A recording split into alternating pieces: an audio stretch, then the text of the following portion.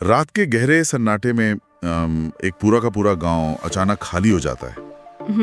मतलब घरों में रखा सामान, चूल्हे पे रखा खाना, सब कुछ वैसे ही छोड़कर हजारों लोग रातों रात गायब हो जाते हैं और पीछे छोड़ जाते हैं सिर्फ एक खामोशी। बिल्कुल। या फिर किसी खास मौसम में एक खास जगह पर आसमान से सैकड़ों पक्षी अचानक जमीन पर गिरकर जान दे देते हैं। जब ऐसी घटनाओं का जिक्र होता है ना, तो सच कहूं तो इंसानी दिमाग थोड़ा सुन्न पड़ जाता है। हाँ, और ये बहुत नेचुरल है। क्योंकि आमतौर पर देखा जाए तो साइंस और हिस्ट्री एक सुलझी भी तस्वीर पेश करते हैं, है ना? हाँ। जैसे स्विच ऑन किया तो बल्ब जल गया, ये सीधा साइंस है, कारण और परिणाम। सही कहा। हम इंसानों को ना दुनिया बिल्कुल स्पष्ट और श्रेणीबद्ध रूप में ही पसंद आती है। हमें ये भ्रम पालना बहुत अच्छा लगता है कि हमने दुनिया के हर कोने को माप लिया है, हर रहस्य को सुलझा लिया है। तो वो हर अनजान चीज को किसी न किसी ढांचे में फिट करना चाहता है। राइट। जब किसी सवाल का लॉजिकल और तुरंत समझ में आने वाला जवाब नहीं मिलता, तो दिमाग में एक बेचैनी पैदा होती है, और उसी बेचैनी को शांत करने के लिए ही तो मिथक, श्राप और अलौकिक कहानियां जन्म लेती हैं। बिल्कुल सही कहा आपने। लेकिन तब क्या हो जब हम एक ऐसी दुनिया में कदम रखें जहां साइंस के ये स्थापित नियम अचानक से काम करना बंद कर दें, जहां लॉजिक की सीमाएं धुंधली पड़ जाएं। आज के हमारे इस गहन विश्लेषण में, इस डीप डाइव में, हम ठीक ऐसे ही अनसुलझे रहस्यों में उतरने वाले हैं। ये बहुत ही मजेदार होने वाला है। बिल्कुल। हमारे सामने आज जो स्रोत हैं, जो सोर्सेज हैं, वो भारत के कुछ ऐसे गहरे रहस्यों और कॉन्स्पिरेसी थियरीज की बात करते हैं जिन्हें आज तक साइंस पूरी तरह से समझ नहीं पाया है। तो चलिए इसको थोड़ा खोलकर समझते हैं। हाँ, शुरू करते हैं। हमारा मिशन ये खोजना है कि क्या ये सिर्फ डरावनी कहानियां हैं, किसी गहरी आस्था का प्रतीक है, या फिर इन सब के पीछे कोई ऐसा साइंस और साइकोलॉजी काम कर रही है जो हमारी आम समझ से बहुत आगे है। यहाँ जो बात सबसे दिलचस्प है ना, वो ये है कि ये रहस्य सिर्फ हमें डराने के लिए मौजूद नहीं है। अगर हम हिस्ट्री, ज्योग्राफी और साइकोलॉजी के नज़रिए से देखें, तो ये हमें इंसानी दिमाग की वर्किंग को समझने का एक जरिया देते हैं। अच्छा। हाँ, मतलब जब हमारी लॉजिकल सोच जवाब दे जाती है, तब ह्यूमन ब्रेन कैसे उन खाली जगहों को भरता है, यही इस चर्चा का सबसे रोमांचक पहलू है। वाह। तो इस साइकोलॉजी को समझने की शुरुआत हम ह्यूमन मेड स्ट्रक्चर्स यानी इमारतों और उन जगहों से करते हैं जहां आस्था और खौफ दोनों एक साथ मौजूद हैं। ठीक है। सबसे पहले बात करते हैं केरला के मशहूर पद्मनाभाब स्वामी मंदिर की। सोर्स के हिसाब से इस मंदिर के नीचे मौजूद तहखानों में से एक, जिसको वॉल्ट बी कहते हैं, उसे आज तक नहीं खोला गया है। हाँ, वॉल्ट बी काफी चर्चा में रहा है। मान्यता यह है कि जो भी इसको खोलेगा वो दुनिया भर में विनाश को बुलावा देगा। अब इसको अगर मैं एक मॉडर्न डिजिटल सेफ या तिजोरी की तरह देखूं, जिसका पासवर्ड तो है, लेकिन गलत पासवर्ड डालने पर डेटा डिलीट होने के बजाय दुनिया के अंत की वार्निंग दी गई हो, ये कंपैरिजन अच्छा है। तो क्या ये सिर्फ एक अंधविश्वास है, या इसके पीछे खजाने को सेफ रखने की कोई बहुत ही चतुर, मतलब क्लेवर प्राचीन स्ट्रैटेजी थी? देखिए, डिजिटल सेफ का विचार दिलचस्प जरूर है, लेकिन यहाँ मामला टेक्नोलॉजी का नहीं बल्कि साइकोलॉजिकल डिटेरेंस का है। Psychological deterrence? बिल्कुल। एंशिएंट टाइम्स में जब लेजर सिक्योरिटी ग्रेड या सीसीटीवी कैमरे तो होते नहीं थे, तब बहुमूल्य संपदा की रक्षा के लिए सबसे मजबूत पहरेदार डर को ही माना जाता था। ओह, डर को एक टूल की तरह यूज किया गया। जी। शासक और पुजारी बहुत अच्छी तरह जानते थे कि लोहे के ताले को तो तोड़ा जा सकता है, लेकिन अगर लोगों के दिमाग में ये बात गहराई से बैठा दी जाए कि दरवाजा खोलने पर कोई ईश्वरीय श्राप लगेगा या महामारियां फैलेंगी, तो पीढ़ियों तक कोई उस दरवाजे के पास फटकने की हिम्मत नहीं करेगा। क्या बात है। हाँ, विनाश का ये खौफ ना एक तरह का सामाजिक और मनोवैज्ञानिक सुरक्षा चक्र है। मतलब डर एक सॉलिड हथियार बन गया। लेकिन जब हम इमारतों के रहस्यों की बात करते हैं ना, तो ताजमहल के उन बंद कमरों का भी जिक्र हमारे सोर्स में आता है। हाँ, उन्हें हमेशा के लिए बंद कर दिया गया है। राइट। और लोगों के बीच हमेशा एक सवाल उठता है कि आखिर वहां क्या छिपा है, कोई खौफनाक राज या कोई अलग ही हिस्ट्री? लोग बहुत कुछ सोचते हैं इस बारे में। पर क्या हमेशा किसी बंद कमरे को देखकर ये मान लेना जरूरी है कि वहां कोई राज ही दफन होगा? मेरा मतलब है, क्या ये सिर्फ उस भारी इमारत की नींव को मजबूत रखने के लिए बनाए गए सपोर्टिंग स्ट्रक्चर नहीं हो सकते? आप बिल्कुल सही दिशा में सोच रहे हैं। क्योंकि भारी इमारतों को नदी के किनारे खड़े रहने के लिए कुछ खाली जगहों की जरूरत तो पड़ती होगी ना? बिल्कुल। आर्किटेक्चर का साइंस यही कहता है। ताजमहल जैसी विशाल और भारी इमारत जो यमुना नदी के ठीक किनारे स्थित है, उसकी नींव में नमी और हवा के दबाव को कंट्रोल करने के लिए कॉम्प्लेक्स स्ट्रक्चर्स की जरूरत होती है। अच्छा। बेसमेंट में बने कमरे हवा के स्मूथ फ्लो यानी एरोडायनामिक्स और स्ट्रक्चरल इंटेग्रिटी को बनाए रखने का काम करते हैं। तो अगर उन्हें भर दिया जाए तो? अगर उन कमरों को पूरी तरह ईंटों से भर दिया जाए तो इमारत का वेट इतना बढ़ जाएगा कि वो जमीन में धंस सकती है। बाप रे। तो फिर लोग इन साइंटिफिक कारणों को मानने के बजाय भूतिया कमरों या छिपे हुए इतिहास की कहानियों पर इतना विश्वास क्यों करते हैं? सिंपल सी बात है, क्योंकि ह्यूमन नेचर को रहस्य लुभाते हैं। एक साधारण ईंट पत्थर के हवादार बेसमेंट के कंपैरिजन में एक छिपा हुआ गहरा राज वाली कहानी कहीं ज्यादा रोमांचक होती है। ये भी है। हमारा दिमाग उबाऊ सच के मुकाबले एक दिलचस्प झूठ या रहस्य को ज्यादा आसानी से याद रखता है और आगे फैलाता है। सटीक बात कही आपने। और ये रोमांच और आस्था का जो मिक्स है ना जी, ये महाराष्ट्र के शानी शिंगणापुर गांव में एक अलग ही लेवल पर देखने को मिलता है। ओह, वो गांव जहां दरवाजे नहीं हैं। हाँ, सोर्स में एक ऐसा चौंकाने वाला फैक्ट है कि इस गांव में घरों में दरवाजे ही नहीं होते और सबसे बड़ी बात वहां कभी चोरी नहीं होती है। सुनने में अजीब लगता है ना? बहुत अजीब। आम लॉजिक तो यही कहेगा कि बिना दरवाजे के घर में चोरी होना सबसे आसान है। तो ये सिस्टम काम कैसे कर रहा है? अगर इस घटना का एनालिसिस हम गेम थ्योरी और मास साइकोलॉजी के नजरिए से करें तो ये कोई चमत्कार नहीं है, बल्कि ये एक बेहद कॉम्प्लेक्स सोशल सिस्टम है। ओके। इसको हम म्यूचुअली अश्योर्ड डिवाइन डिस्ट्रक्शन का एक रूप मान सकते हैं। वेट एक सेकंड, यहाँ देवताओं के साथ गेम थ्योरी कैसे काम कर रही है? मैं समझाती हूँ। जब एक पूरी कम्युनिटी की आस्था किसी एक बात पर इतनी स्ट्रांग हो जाती है कि चोरी करने वाले को देवता तुरंत अंधा कर देंगे या उसके पूरे परिवार को बर्बाद कर देंगे। ओह अच्छा। तो चोरी की जो लागत है, कॉस्ट ऑफ स्टीलिंग, वो साइकोलॉजिकली इन्फिनिट यानी अनंत हो जाती है। वाओ, दिमाग में डर बैठ गया। बिल्कुल। ऐसे माहौल में कोई भी इंसान पहला कदम उठाने की हिम्मत ही नहीं करता और अगर कोई बाहरी व्यक्ति वहां आकर चोरी कर भी ले तो ग्रुप बिलीफ का प्रेशर इतना ज्यादा होता है कि वो डर के मारे खुद ही अपना गुनाह कबूल कर लेता है। अमेजिंग। ये आस्था के जरिए बनाई गई एक ऐसी पुलिसिंग व्यवस्था है जहां हर इंसान पर एक अदृश्य कैमरे की नजर है। मतलब ये इनविजिबल प्रेशर तो सच में किसी भी कानून से ज्यादा मजबूत साबित होता है। बिल्कुल। लेकिन आस्था का ये साइकोलॉजिकल इफेक्ट सिर्फ क्राइम रोकने तक ही लिमिटेड नहीं है। हमारे सोर्स में एक ऐसे सर्पदंश यानी सांप के काटने वाले मंदिर का भी जिक्र है। हाँ, वहाँ बिना किसी मेडिकल इलाज के लोग ठीक हो जाते हैं। राइट। और ये तो साइंस को डायरेक्टली चैलेंज करने जैसा लगता है। मतलब क्या वहाँ सच में कोई अलौकिक शक्ति काम कर रही है? असल में साइंस को चैलेंज करने के बजाय ये हमारी ह्यूमन बायोलॉजी का ही एक बेहतरीन एग्जाम्पल है। वो कैसे? मेडिकल साइंस में प्लेसिबो इफेक्ट को बहुत अच्छी तरह से डॉक्यूमेंट किया गया है। लेकिन प्लेसिबो इफेक्ट तो आमतौर पर दर्द कम करने या मेंटल पीस के लिए होता है ना। सांप के जहर को एक प्लेसिबो कैसे रोक सकता है? यही तो सबसे पॉइंट की बात है।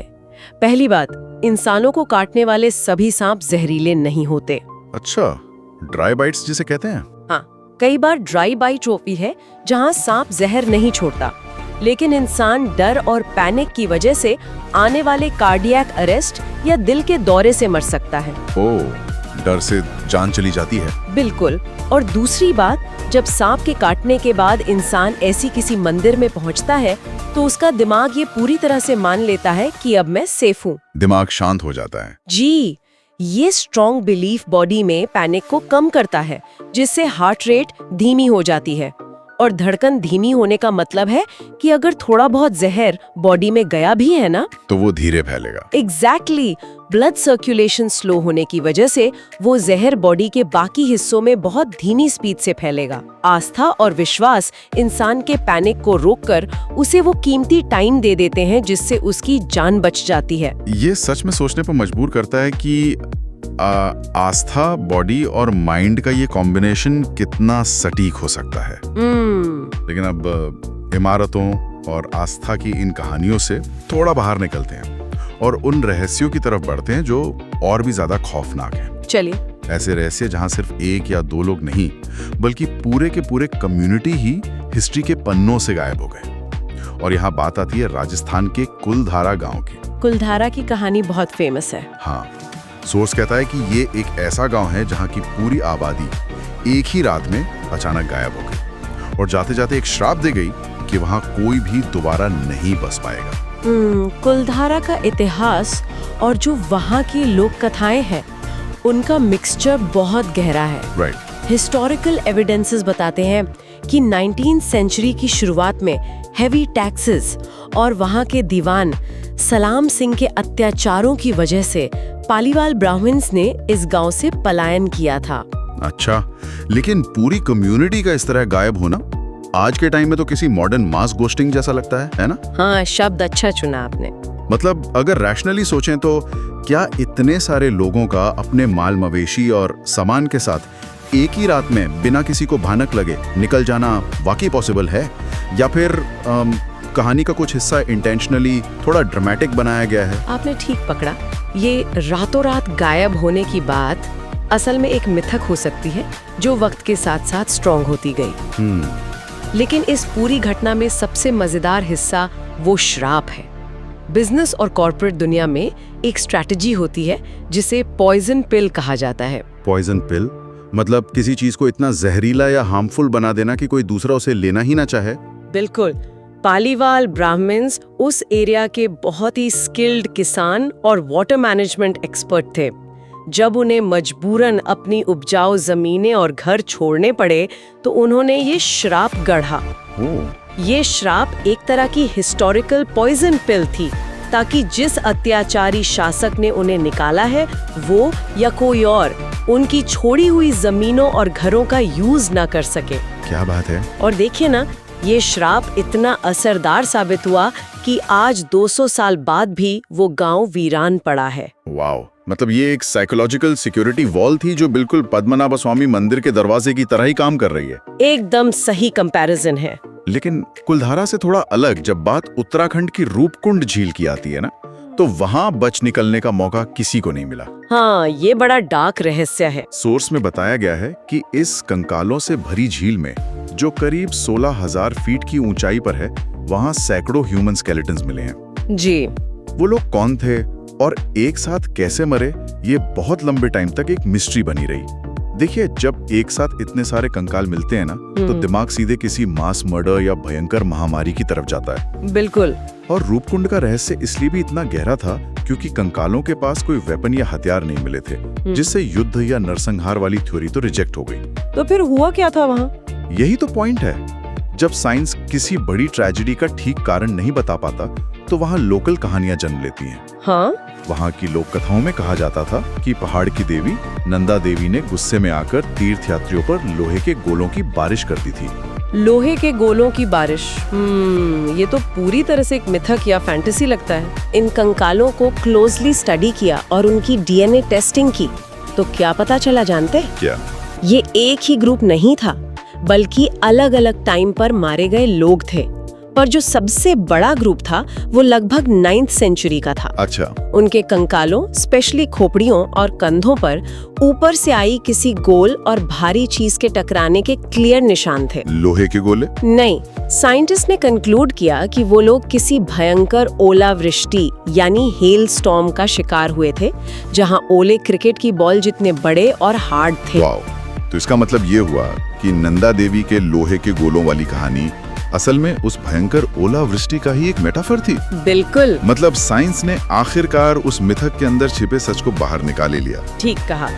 ये इस बात का बहुत अच्छा एग्जाम्पल है कि कैसे नेचुरल डिजास्टर्स जब इंसानी समझ के बाहर होते हैं तो पीढ़ियों के गुजरने के साथ देवी देवताओं के गुस्से और कहानियों में बदल जाते हैं। सच में मौत और गायब होने के इन रहस्यों के बीच हमारे सोर्स में एक ऐसे पॉलिटिकल मिस्ट्री का भी जिक्र है जिसने इंडियन हिस्ट्री को हिला कर रख दिया। हाँ, नेताजी सुभाष चंद्र बोस की गुमशुदगी। बिल्कुल।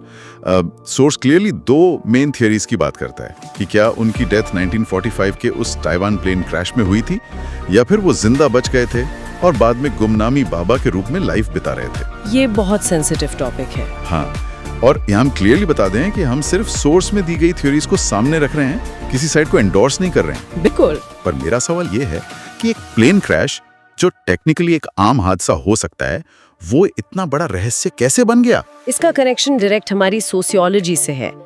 जब किसी बहुत बड़ी करिश्माई पर्सनैलिटी की डेथ होती है और उसका कोई ठोस यानी सॉलिड प्रूफ या फिजिकल बॉडी मौजूद नहीं होती, तो सोसाइटी के लिए उसे एक्सेप्ट करना बहुत मुश्किल होता है। लोग यकीन नहीं कर पाते। जी, लोग अपने हीरो से इमोशनली इतने डीप जुड़े होते हैं कि वो एक नॉर्मल अचानक हुई मौत को मानने से इनकार कर देते हैं। उन्हें लगता है कि इतने बड़े इंसान का अंत इतना आम कैसे हो सकता है। एग्जैक्टली। इसीलिए कंस्पिरेसी थ्योरीज बनती हैं। ये लोगों को एक तसल्ली देती हैं कि उनका हीरो अभी भी कहीं मौजूद है। ये उस क्लोजर से बचने का एक तरीका है जो सच में बहुत दर्दनाक होता है। ये तो एक बहुत ही ह्यूमन रिएक्शन है। लेकिन अब इंसानी इमोशंस और इन ट्रेजेडीज से आगे बढ़ते हैं। अब ऐसे मिस्ट्रीज की बात करते हैं जहां इंसान का कोई लेना देना ही नहीं है, जहां नेचर खुद अपने ही बनाए रूल्स तोड़ने लगती है। ओ, असम का जातिंगा गांव। हाँ, जातिंगा एक ऐसी जगह जहां हर साल सितंबर से नवंबर के बीच पक्षी आसमान से गिरकर जान दे देते हैं। इसको ना पक्षियों की आत्महत्या या बर्ड सुसाइड कहा जाता है। सुनने में सच में किसी हॉरर मूवी जैसा लगता है। बिल्कुल लगता है। अब देखिए, बायोलॉजी तो यही कहती है कि जानवरों या पक्षियों में इंसानों जैसी सुसाइड करने की टेंडेंसी नहीं होती। तो क्या उस एरिया में कोई ऐसी मैग्नेटिक अनोमली या चुंबकीय गड़बड़ी है जो इन बर्ड्स के नेविगेशन सिस्टम को खराब कर देती है? मैग्नेटिक अनोमली वाली थ्योरी बहुत पॉपुलर रही है, लेकिन जब ऑर्निथोलॉजिस्ट्स यानी पक्षी विज्ञानियों ने इस पर डिटेल में रिसर्च की तो रीजन कुछ और ही निकला, जो किसी अलौकिक शक्ति से ज्यादा इकोलॉजिकल है। अच्छा, तो आखिर वहाँ हो क्या रहा है? असल में सुसाइड जैसी कोई चीज हो ही नहीं रही है। ये सब कुछ स्पेसिफिक वेदर और ज्योग्राफी का एक डेडली कॉम्बिनेशन है। वो कंडीशंस क्या हैं? थोड़ा डिटेल में बताएंगे? देखिए, जाटिंगा एक घाटी में बसा है। मॉनसून के आखिरी महीनों में जब वहाँ बहुत घना कोहरा होता है, तेज हवाएं चलती हैं और रातें बिना चांद की होती हैं, यानी अमावस्या के पास। हाँ, तो लोकल बर्ड्स जो आम तौर पर दिन में उड़ते हैं, वो इस खराब मौसम और तेज हवा से घबराकर अपने घोंसलों से उड़ जाते हैं। अब अंधेरे और कोहरे में उनका नेविगेशन सिस्टम पूरी तरह धोखा खा जाता है। उन्हें कुछ दिखता नहीं होगा। बिल्कुल। ऐसे में जब गांव वाले रोशनी जलाते हैं तो रास्ता भटके हुए वो पक्षी रोशनी की तरफ तेजी से अट्रैक्ट होते हैं और इस अंधी उड़ान में वो पेड़ों से, इमारतों से या बांस के खम्भों से टकराकर बुरी तरह इंजर्ड हो जाते हैं या मारे जाते हैं। ओह, तो ये आत्महत्या नहीं है? नहीं, ये लाइट पोल्यूशन और खराब मौसम के कारण होने वाला एक बहुत ही दुखद एक्सीडेंट है। मतलब साइंस वहाँ मौजूद है, बस हमें उसको सही लेंस से देखने की जरूरत होती है। बिल्कुल सही कहा। नेचर के ऐसी अचंभित करने वाले बिहेवियर का एक और एग्जाम्पल सोर्स में है, मणिपुर की लोकतक झील। हाँ, तैरते हुए द्वीप। राइट, वहाँ जमीन के टुकड़े हैं जो अपने आप अपनी जगह बदलते हैं। सोर्स ये सवाल उठाता है कि क्या ये नेचर का कमाल है या कोई अनजान टेक्नोलॉजी। पहली बार सुनने में तो ये किसी साइफाई फिल्म का सीन लगता है कि जमीन का एक बड़ा टुकड़ा पानी पर तैर रहा है। देखिए, इस तरह की घटनाओं में अनजान टेक्नोलॉजी का आइडिया तभी आता है जब हम नेचर की कॉम्प्लेक्स इंजीनियरिंग को समझ नहीं पाते। तो फिर ये फ्लोट कैसे करते हैं? लोकतक झील के इन तैरते द्वीपों को लोकल लैंग्वेज में फुमडीज कहा जाता है। ये कोई एलियन टेक्नोलॉजी नहीं है, बल्कि पेड़ पौधों, मिट्टी और ऑर्गेनिक मैटर के सड़ने यानी डिकम्पोजिशन की एक बहुत ही कॉम्प्लेक्स बायोलॉजिकल प्रोसेस है। लेकिन ये इतनी भारी जमीन पानी के ऊपर रुक कैसे सकती है? क्योंकि नीचे का ऑर्गेनिक मटेरियल जब सड़ता है ना, तो वो मीथेन और दूसरी गैसेस प्रोड्यूस करता है। ये गैसेस उन फोमडीज के अंदर एक नेचुरल बॉयंसी यानी उछाल पैदा कर देती हैं। अच्छा, गैस उनको ऊपर रखती है। हाँ। इनकी जड़ें झील के बेस को छूती ही नहीं है, बल्कि पानी में झूलती रहती है। ये नेचर का एक ऐसा फ्लोटिंग बायो रिएक्टर है जो देखने में किसी जादू जैसा लगता है। वैसे ये सच्ची बात है कि नेचर अक्सर हमारी इमेजिनेशन से भी ज्यादा एडवांस होती है। बिल्कुल होती है। जमीन, पानी और नेचर के इन रहस्यों को खंगालने के बाद चलिए अब हम चर्चा के आखिरी और सबसे ऊंचे हिस्से की तरफ बढ़ते हैं, हिमालय। हाँ, हिमालय की दुर्गम चोटियां और स्पेस से जुड़े रहस्य। सोर्स में एक क्लेम है कि भारत में भी अमेरिका के एरिया 51 जैसा कोई सीक्रेट बेस हो सकता है। अच्छा। लद्दाख और अरुणाचल प्रदेश में यूएफओज यानी उड़ान तश्तरियों के देखे जाने की कई इंसिडेंट्स का जिक्र है। अब हम दोनों एरियाज को अगर देखें, लद्दाख और अरुणाचल, ये दोनों ही बहुत सेंसिटिव बॉर्डर एरियाज हैं जहां हैवी मिलिट्री प्रेजेंस होती है। बिल्कुल, और यहीं पर जियोपॉलिटिक्स का एंगल सामने आता है। जियोपॉलिटिक्स। हाँ, कोल्ड वॉर के टाइम से ही दुनिया भर में जो यूएफओ देखे जाने की घटनाएं रिपोर्ट हुई है ना, उनमें से मैक्सिमम असल में top secret military tests, advanced drones या सर्वेलेंस एयरक्राफ्ट रहे हैं। ओह, इसका मतलब है कि अगर कोई देश अपने बॉर्डर पर किसी नए तरह के जासूसी ड्रोन का टेस्ट कर रहा है और लोग उसे देखकर एलियन स्पेसशिप समझ लें, तो गवर्नमेंट्स को इसे रोकने की कोई जरूरत महसूस नहीं होगी, बल्कि कॉन्स्पिरेसी थ्योरी का फैलना तो उनके फायदे में है। वाह। नेशनल सिक्योरिटी के हिसाब से लोगों का ये मानना कि आसमान में एलियंस घूम रहे हैं कहीं ज्यादा सेफ है इसके कंपैरिजन में कि उन्हें पता चल जाए कि सेना किस नई टेक्नोलॉजी पर काम कर रही है। ये तो उल्टा हो गया। हाँ, गवर्नमेंट्स के लिए यूएफओ की कहानियां एक बेहतरीन कवर स्टोरी बन जाती हैं। ये सच में कंस्पिरेसी थियरीज को एक वेपन की तरह यूज करना हो गया। कमाल है ना? लेकिन जब हम हिमालय की बात करते हैं ना, तो रहस्य सिर्फ आसमान में नहीं है। सोर्स में कैलाश पर्वत का भी जिक्र है, जिस पर आज तक कोई इंसान चढ़ नहीं पाया है। जी। इसके साथ ही हिमालय की शंभला नगरी की बात की गई है, और एक ऐसी रहस्यमयी जगह जहां सिर्फ चुने हुए लोग ही पहुंच सकते हैं, और वहां अजीबोगरीब आवाजें सुनाई देती हैं जो ना तो किसी इंसान की है और ना ही किसी जानवर की। एक अकेले बर्फीली चोटी पर ऐसी आवाजें तो सच में किसी के भी रोंगटे खड़े कर सकती हैं। वो किसी भी नॉर्मल इंसिडेंट को रहस्यमयी बना देता है। ओके। जब हम शंभाला की आवाजों की बात करते हैं तो हमें एक्यूस्टिक्स या ध्वनि विज्ञान को थोड़ा समझना होगा। एक्यूस्टिक्स, बर्फ में? हाँ, गहरी घाटियों में जहाँ ह्यूज ग्लेशियर्स और अजीब शेप्स की चट्टानें होती हैं, वहाँ जब बर्फीली हवाएं बहुत तेज स्पीड से इन दरारों के बीच से गुजरती हैं, तो वो एक इंफ्रासाउंड क्रिएट करती हैं। अच्छा। ऐसी फ्रीक्वेंसीज जो इंसानी कानों को किसी मशीन या किसी रोते हुए इंसान की आवाज जैसी लग सकती हैं। ग्लेशियर्स के खिसकने या बर्फ के टूटने की गूंज इन पतली घाटियों में मीलों तक ट्रैवल करती है। वाओ। अब सोचिए, जब कोई थका हुआ इंसान जहां ऑक्सीजन भी बहुत कम है ऐसी आवाजें सुनता है, तो उसका दिमाग तुरंत इसको किसी रहस्यमयी नगरी या चमत्कार से जोड़ देता है। ये वाकई आश्चर्य की बात है कि कैसे वेदर और ज्योग्राफी मिलकर हमारे दिमाग के साथ एक गेम खेलते हैं। बिल्कुल। और ये दिमाग का खेल सिर्फ जगहों तक लिमिटेड नहीं है, टाइम के साथ भी है। हमारे सोर्स का एक आखिरी पॉइंट इस पूरी चर्चा को हिस्ट्री और फ्यूचर के क्रॉसरोड पर खड़ा कर देता है। आप टाइम ट्रैवल की बात कर रहे हैं ना? हाँ, टाइम ट्रैवल के संकेत। सोर्स बताता है कि कुछ पुराने मंदिरों में ऐसी नक्काशी मिली है जो बिल्कुल मॉडर्न टेक्नोलॉजी जैसी दिखती है, जैसे कंप्यूटर, साइकिल या स्पेसशिप। इस पॉइंट पर विचार करने के दो अप्रोचेस हो सकते हैं। बताइए। पहला है पेरिडोलिया की साइकोलॉजिकल टेंडेंसी, जहां हमारा दिमाग रैंडम शेप्स में जानी पहचानी चीजें ढूंढने लगता है, जैसे बादलों में किसी का चेहरा देखना। राइट, हम सबने किया है ये। जैसा लग सकता है, क्योंकि हमारे दिमाग उस डिजाइन को आज की चीजों से जोड़ रहा है। समझ गया। और दूसरा अप्रोच क्या है? दूसरा अप्रोच हिस्ट्री को देखने के हमारे लीनियर यानी सीधे नजरिए को चैलेंज करता है। वो कैसे? क्या ये जरूरी है कि ह्यूमन सिविलाइजेशन हमेशा केवमैन से शुरू होकर आज के मॉडर्न इंसान तक एक सीधी लाइन में ही आगे बढ़ी हो? पॉइंट तो है। क्या ऐसा नहीं हो सकता कि हमारी सभ्यता साइकिल्स में डेवलप हुई हो, जहां पुरानी सभ्यताओं के पास मैथ्स, एस्ट्रोनॉमी और इंजीनियरिंग की ऐसी समझ थी जो आज की मॉडर्न टेक्नोलॉजी से काफी अलग पर बहुत ही एडवांस्ड थी? शायद पुरानी नक्काशियों में मॉडर्न टेक जैसी दिखने वाली चीजें कोई टाइम ट्रैवल ना हो, बल्कि उन एंशिएंट सिविलाइजेशंस की अपनी साइंटिफिक पीक का डेमोन्स्ट्रेशन हो, जिसे आज हम समझ नहीं पा रहे हैं। ये सच में एक बहुत ही डीप थॉट है।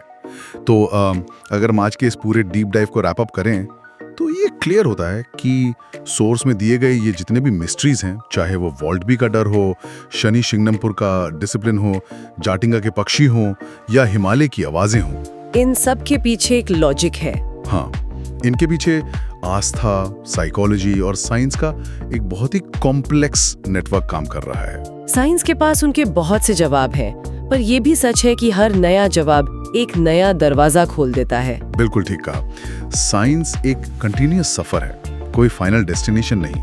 ये इस बात का सबूत है कि इंसान की क्यूरियोसिटी और उसका डर दोनों ही हमारी नॉलेज बढ़ाने के लिए कितने जरूरी हैं। इस चर्चा को खत्म करने से पहले किसी के लिए भी सोचने लायक एक सवाल छोड़ना चाहूंगा। पुराने मंदिरों में मिली वो रहस्यमयी नक्काशी और शंभाला जैसी छिपी हुई जगहों की कहानियों को देखकर एक थॉट दिमाग में आता है, क्या ऐसा हो सकता है कि अब तक इन रहस्यों को बिल्कुल गलत एंगल से देखा जा रहा हो? मतलब? क्या ये पॉसिबल है कि ये मिस्ट्रीज जिन्हें हम पुराने अतीत की घटनाएं, श्राप या चमत्कार मान रहे हैं, वो असल में हमारे ही भविष्य की, हमारे फ्यूचर की कोई ऐसी एडवांस्ड झलक हो जिसे आज की लिमिटेड साइंटिफिक समझ के कारण हम सिर्फ जादू या अलौकिक का नाम दे देते हैं? Oh wow.